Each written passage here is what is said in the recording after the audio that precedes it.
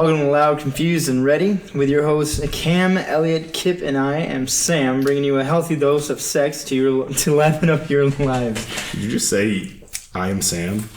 And I am Sam. Yeah.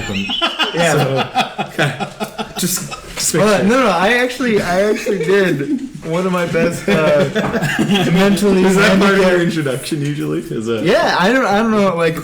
And Sam, I am. Okay, I like that one. I like a healthy dose of sex. It is a healthy dose of sex to liven up your lives. That's what we're trying to offer people, right? That's what it usually does. All right. Usually does dull things. No, I did. I found like one of the best ways to do a impression of a mentally handicapped person after watching that. Yeah. What did you say? Asian? No. I'd ask you to recreate for us, but I don't want to get taken down on it. Very immediately. 4 minutes in. All right. Cool.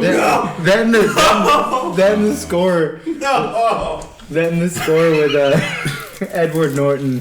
Elliot lost some of his popsicle. He's very distraught about it. The very adult thing to do when you're trying to adult is to eat popsicles. Yeah.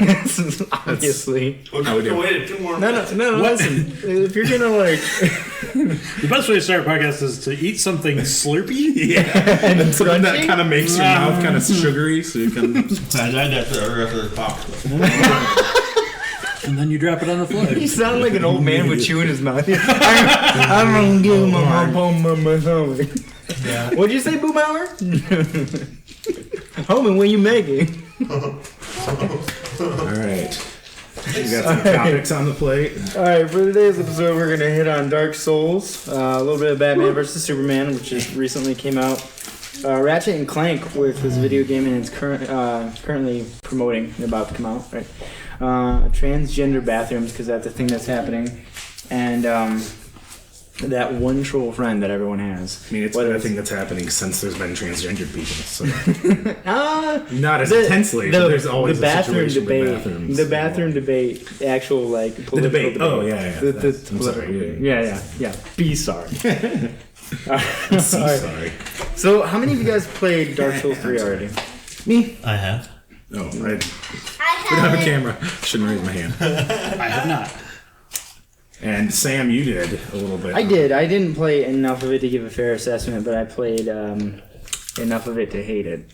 Okay. Let's start with you then. How was your experience? Well, it's okay. I didn't play any of the previous ones, and I don't know if that's a big no-no. It's not necessary, but it definitely helps. No, normally with games where you need to play the previous ones is because of lore, right? If you're worried about the story, which I don't think that applies not here. the case. Right? No. There's diehard people that can run through that game in a couple hours, and they're like, I don't fucking know what the story is. Are you kidding me? Yeah. It's very. You have to read into it yourself. You have to look around and find things that aren't meant to be. Read item descriptions. Item descriptions. I think. So it's like an explorative Final Fantasy type of deal. Sure, but even then, when you do that, you're still like, what the fuck? like what? It doesn't make any it's pretty out there. It's a strange land. I still don't really understand if it's like an actual kingdom in the world, or if it's is this some sort of kingdom or purgatory? Yeah, is it it seems like purgatory because everybody's an unkindled. Mm-hmm. And exactly. And in the past ones, you actually look like a zombie. In this one, they're you can. Yeah, they're keeping the human look for the most part. Yeah, you kind of look like a death knight for the most part. As far as the feel and stuff, I don't know if that's... Yeah, well, there's a mechanic later on that you can do that actually turns you hollowed like the previous games, which makes you look kind of zombified. Oh. And you can actually do that. The last one's also dealt with a lot of humanity, and now it's all about being the Lord of the Ember. Mm-hmm. Which I have a feeling is going to tie in and be like, oh, it's the same thing. All right. The plot thickens. Yeah, I mean, but that's how the main issues you had probably with it is it was confusing at first. Well, it's not my game style. Number one. Number two, I feel like the controls were very sensitive, which is good. I like sensitivity. Mm-hmm. I don't like that doing the exact same thing 3 times in a row doesn't give the exact same results. Now, that is to say that I understand that a lot of random things happen. They move to the left, they move to the right. But let's say that you are in this same exact range and you hit them with your sword or whatnot, and it does, X amount of damage. And then you do the exact same thing. You see it hit and it doesn't do anything. And you're like, But I hit him, and so it did the exact same thing, but I didn't hit. And then you just die because you're like, oh, you messed up once. And there's a lot of things at play there. There's some hidden stats that they don't really explain and that sort of thing. Like the first time, maybe he was completely out of stamina, and so he tried to block it and he didn't. So I crit him because he was like out of stamina type of deal. Yeah, and there's also maybe critting the hitting second time, like you didn't have the right amount of stamina. Yeah, if you don't have a full bar of stamina when you so when you swing, it takes a certain amount of stamina bar away. If you don't have that much when you swing, it's like half as powerful move. So it's not going to be quite as strong. Okay, that game's very like energy management. It's very important, staying very conservative with your health and your estus and your recovery. And I totally understand what you're saying about the controls. This is the first time. In the previous games, it was like, okay, these controls feel pretty good. They're kind of clunky. This one, it was the first time that I was kind of like, the difficulty of the game is almost brought out because of the clunkiness of the controls. Like, jumping is so hard to do. Yeah, jumping in this one's pretty bad. It's very difficult to do just because, like, the control scheme they go with, you can change it, but it doesn't really help because you have to be sprinting. Like, you can't do a standing jump. Seems like it lags when you hit the stick. Yeah, and you have to really preempt, and that's kind of how the entire control scheme is. There's like a little bit of lag, and that's how they get that difficulty. Is it's like, well, I have to think so far ahead because I need to literally be on top of what the enemy is doing, and then I need to perform the move earlier than I think I need to. That seems like it's been a lot of like what that series was all about as far as the controls. Like they give you a control scheme that doesn't really make sense, but once you learn it, you start getting better at it. Yeah. But there's still to me, it was always like if it controlled well from the beginning in a way that was intuitive, then if the game wasn't difficult, then that means that it's like kind of an artificial difficulty. True. You know what I mean? Exactly. Like if the game controls exactly the way that you want to and there's no lag before you jump and you die because there was a lag and you didn't know what the exact timing was or whatever, it kind of cheapens it for me. That being said, I've played about 2 hours of Dark Souls 1 and haven't played the other two. And that's when I started. Sorry, no, go ahead. When I started, I bought it originally for the PC, Dark Souls 1 for the PC, and I started playing it. I had never experienced it before. I didn't have any friends playing it really, and I beat my head against it for like 3 hours. And I was like, I'm done with this. It's fucking bullshit. I got killed by things I couldn't even see. There's literally nothing I could do, and this small enemy one-shot me. Yeah. And it wasn't until our other friends, PJ, Corey, and Alex, started playing it more regularly, and I'd sit there and I'd watch them play it, and I was like, man, that looks really fun the way they're doing it. And I'm like, wait, they're playing it way differently than I am, and they started teaching me all the mechanics of the stats and the different defenses and poise, which is another point I'll get to in a minute. Were you doing like the Dynasty Warrior type when you first started playing it on the PC? Does that make sense? The hack and slash where you're just walking around and you're like... Yeah, I was just approaching things, like any other third-person action game. You just go and you start swinging, you stay offensive. Yeah. That's not Dark Souls. Dark Souls is about staying defensive. You have to dodge roll or shield or something or attack from range. You really have to play it as carefully as you can. Yeah, and I think... did anybody play Bloodborne?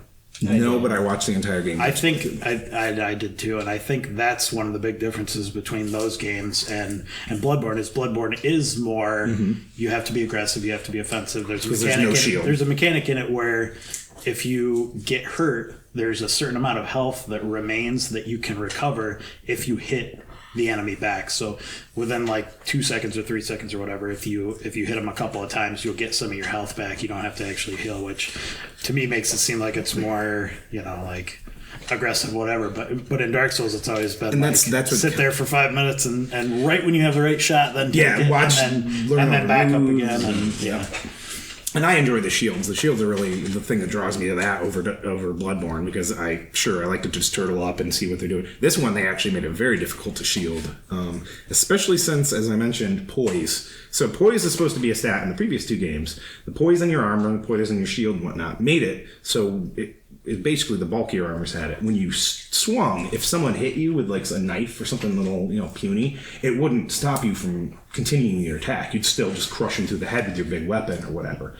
But in this game, in Dark Souls 3, people are starting to realize that apparently that stat is turned off. Yeah, poise just has... It literally does nothing for the character.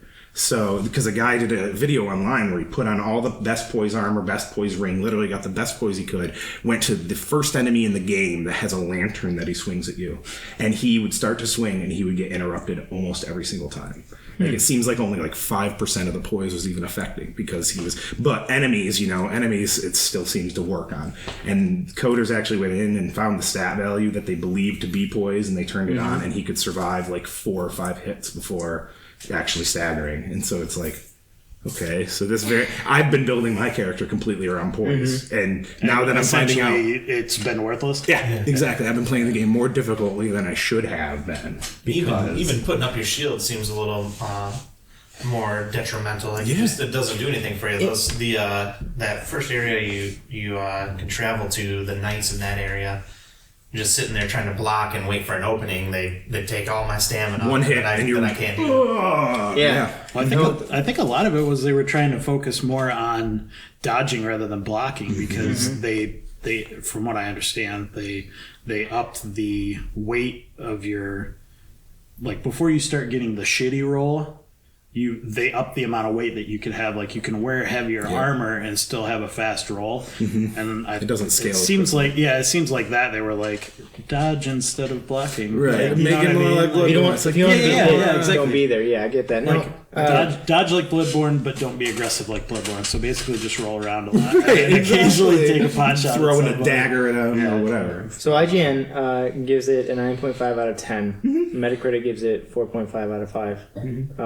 And there are 8 other quote-unquote trusty and reliable critics that give it high reviews such as that. So, you guys agree with that? Yes, actually, for the most part. As far as everything I've said aside, it has its quirks and whatnot, but I would say it's still one of the most fun Dark Souls to date once you actually get around some of the new things and whatnot.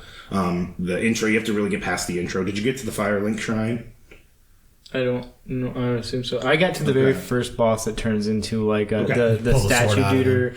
Yeah. So you haven't even gotten to the point where you're. No, I was in tutorial. Yeah, there's still a lot of stuff. You haven't even gotten magic. You haven't gotten weapon skills. That's why I started off with I didn't play enough to give it. The game is completely different based on your weapons and armor and that sort of thing. Like, you can play, if you don't like the slow clunky stuff, take some daggers and fuck some shit up. You can do that. Like, there's a lot of different builds you can go with that are completely viable to play how you want.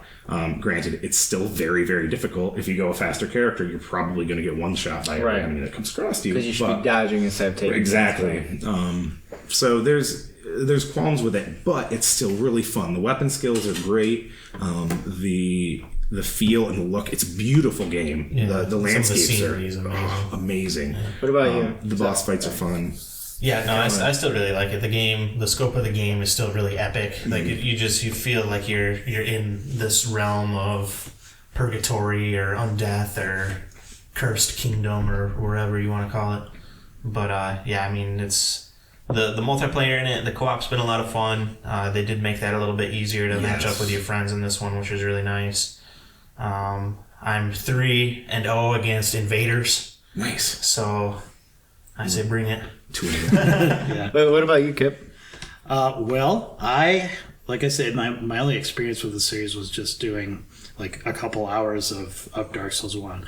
But I have watched people play through Demon Souls, Dark Souls 1, 2, and 3 up to as far as the people that I watch have gotten so far, and Bloodborne by at least 1 or 2 groups. So I really enjoy the games on a level of watching them and seeing how people adapt to the strategies as they're playing through it. And I always think, man, that looks like it'd be really fun to play. And then I'll go back to Dark Souls 1 and play it for a few minutes and be like, man, I fucking hate it. It's cool. And I like the idea of having to, become more equipped to, deal with stuff like that, in a way of adapting yourself. But at the same time, it's so infuriating, and I don't have enough time in my life to be I'm going to spend my entire gaming budget of time today on trying to get through one section of one game. I'd rather play through just a game where I can progress. Absolutely, yeah. All right, we got to move on. But so overall, we believe, as you guys believe who have played this one now, I think Kip and I are on the same page as far as like we haven't really played it enough to, or it's not our game to have, But for those who have played it and do like it, you do agree that it deserves higher marks. I'd give it an 8.5 or a 9. Maybe not 9.5 status, but it's good. I'd give it a 9.5 for watching value. For watching, I love watching people play through those games. Cinematic. Yeah, it's really beautiful. Hey, thanks for watching this episode of Loud, Confused, and Ready. If you like that, please hit the like button and subscribe. Show your support, we greatly appreciate it. Also, let us know what you think on our Twitter, Instagram, all those things are in the description below. Thanks.